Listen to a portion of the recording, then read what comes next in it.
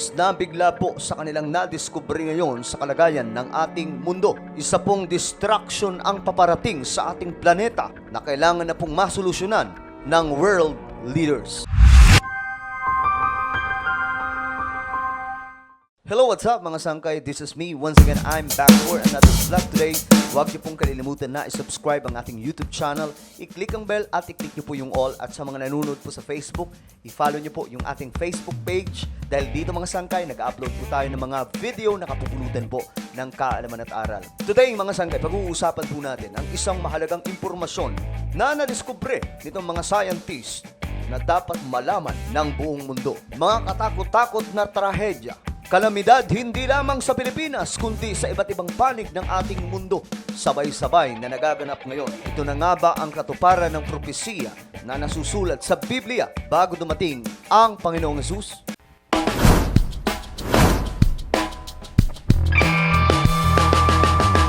May bagong update ngayon mga sangkay ang mga scientist, itong mga eksperto patungkol po sa kalagayan ng ating panahon.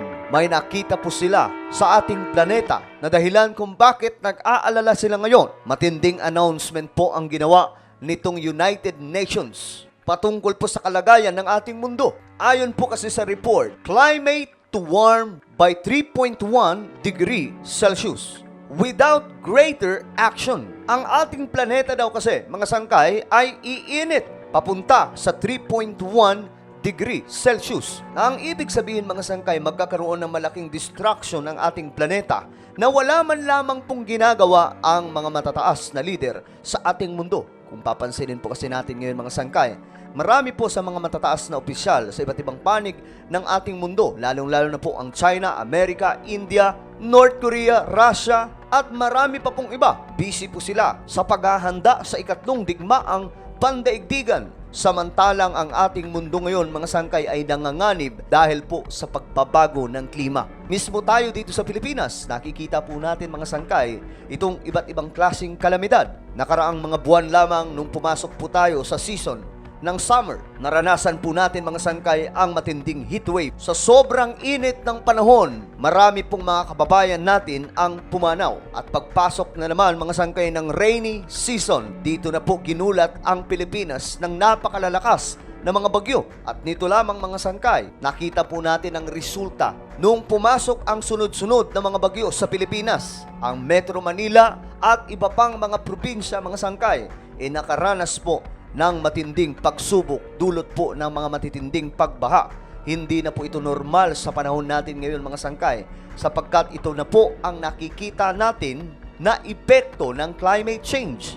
Hindi po nagbibiro ang mga scientists sa kanilang nakikita sa ating mundo. Maraming mga Pilipino ang pumanaw at ayon po sa report mga sangkay, nasa 76 katao ang pinatumba nitong bagyong Christine nung dumaan ito sa ating bansa. At hindi pa po tayo nagtatapos dyan mga sangkay. Mayroon na naman daw pong paparating na isang bagyo na kung tawagin ay Leon. Ganito na po ang sitwasyon ng panahon natin ngayon. Dahil po sa patuloy na pag-init ng panahon mga sangkay, nakakabuo po ng mga malalakas na bagyo sa karagatan na tinatawag na po ito ngayong monster storm. Kung ang init ng panahon mga sangkay ang dahilan kung bakit nabubuo itong mga matitinding bagyo, ibig sabihin itong babala na nakita po ng mga eksperto na aabot daw po ng 3.1 degree Celsius ang init ng panahon sa buong planeta. Nangangahulugan lamang na naninilikado po ang ating mundo sapagkat kung mangyayari ito mga sangkay,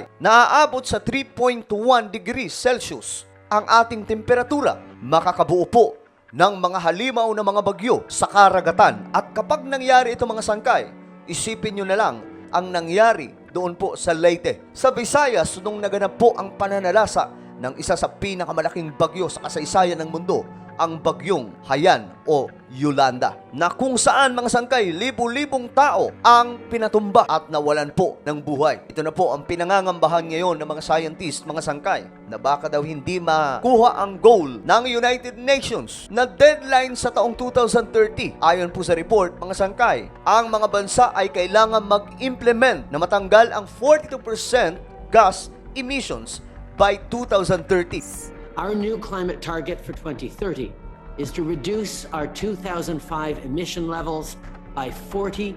to 45%. Subalit papaano mangyayari ito mga sangkay kung hindi po mag-face out ng fossil fuels? Up to now mga sangkay, ito pa rin ang problema ng ating mundo. Sabayan pa po nitong mga digmaan na nagaganap sa iba't ibang panig ng ating planeta. Lalo pong lalala ang sitwasyon dahil po patuloy na masisira ang ating kalikasan. Paano na lang mga sangkay kung magkakaroon ng ikatlong digmaang pandaigdigan? Isa sa maaapektuhan nito ay ang ating kapaligiran. Ang ating kalikasan, mga sangkay, ang mawawasak dito. Kaya kakabahala, mga sangkay, ito mga nakikita po natin mga balita ngayon. Hindi na po ito basta-basta. At ayon po sa mga scientists, kailangan na daw po mag-take ng action, mabilis na action, itong mga leader ng ating mundo o mga bansa, mga sangkay, sapagkat wala na pong oras. Ang taon po ngayon ay 2024 na. Ilang taon na lang, mararating na po natin ang deadline na 2030. Kung hindi mangyayari na mapababa ang temperatura o ang init ng panahon, magaganap po mga sangkay ang mga catastrophic events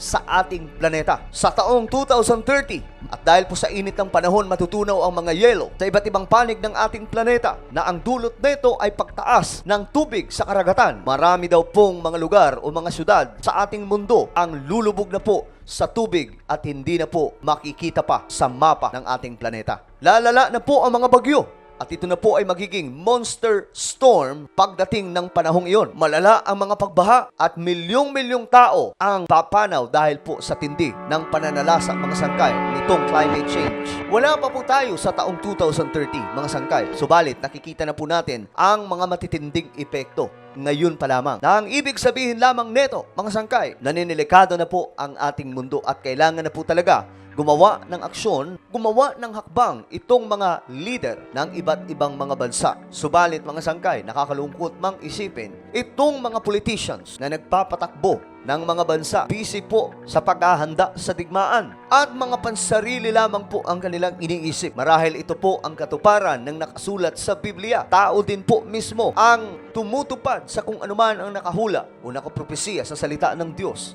na darating po talaga ang huling mga araw na makikita daw po natin ang mga katakot-takot na mangyayari sa ating planeta. Kagaya na lamang po ng pagputok ng mga malawakang digmaan, paglaganap po ng iba't ibang klaseng karamdaman o matatawag po nating epidemic or pandemic, paglaganap ng kahirapan sa ating mundo na ngayon mga sangkay nakikita po natin to, pagiging sakim at kasamaan ng tao na nakikita rin po natin ngayon, pagyanig ng mga kalupaan o lindol at marami pa po mga natural disaster na sa kasalukuyang panahon nagaganap at nakikita po mismo natin. Tunay na hindi po nagsisinungaling ang salita ng Diyos. Kaya't paalala lamang po sa lahat ng ating mga kababayan, sa lahat po ng tao na makakarinig po ng ating vlog ngayon, seryosohin po natin ang paglilingkod sa ating Panginoon sapagkat nakikita na po natin at nararamdaman na po natin na iba na po ang galaw ng ating mundo. Ang society mga sangkay ay iba na po ang trend ngayon. Kung ano po yung masama, yun po ang kanilang kinagigiliwan. Itong mga bagay mga sangkay ay isa lamang po sa mga palatandaan na malapit na pong bumalik ang ating Panginoong Hesus. Kaya't ito po ang ating paghandaan. So itong matinding babala ng mga scientists ay dapat pagtuunan na po ng pansin ng world leaders. Dahil ayon po sa kanila, ang panahon po natin ay iinit up to 3.1 degrees Celsius. Isipin niyo po mga sangkay kung gaano kadelikado na ito kung maaabot po natin. At naway mapansin po ito ng world leaders. Maraming salamat po sa inyong panonood. Ano po ang inyong opinion? Komento sa ating napag-usapan ngayon. Just comment down below. This is me once again, Sangkay Janjan. Huwag niyo pong kalilimutan na isubscribe ang ating YouTube channel.